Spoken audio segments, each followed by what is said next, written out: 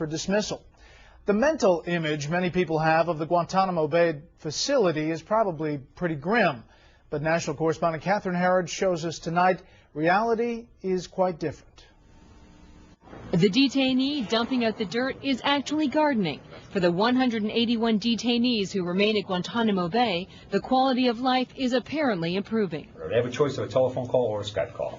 PlayStation, board games, Nintendo, there are more ways than ever to pass the time. Popular titles in the library include Harry Potter and Twilight, a series about teen angst and vampires. By contrast, convicted terrorists at the Supermax in Florence, Colorado, spend 23 hours a day in solitary. This is Camp 6. Right now, we're in a pod that's under construction. It's being renovated.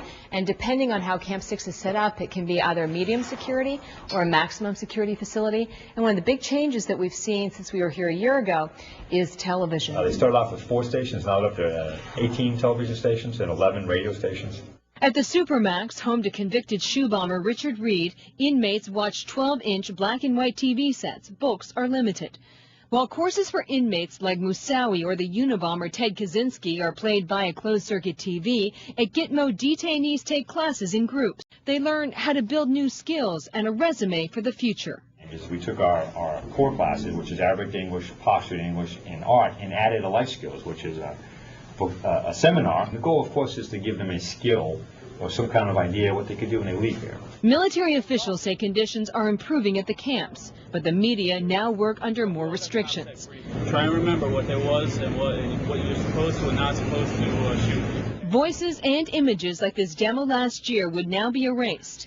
New ground rules also include not showing faces of camp staff or using their names when requested. No personal questions.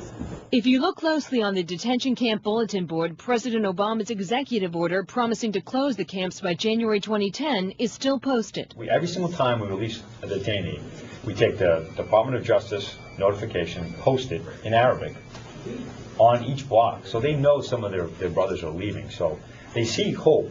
With no firm date to close the camps, officials say they are constantly reviewing the conditions of this indefinite confinement. At Guantanamo Bay, Cuba, Catherine Herridge, Fox News. More on this story.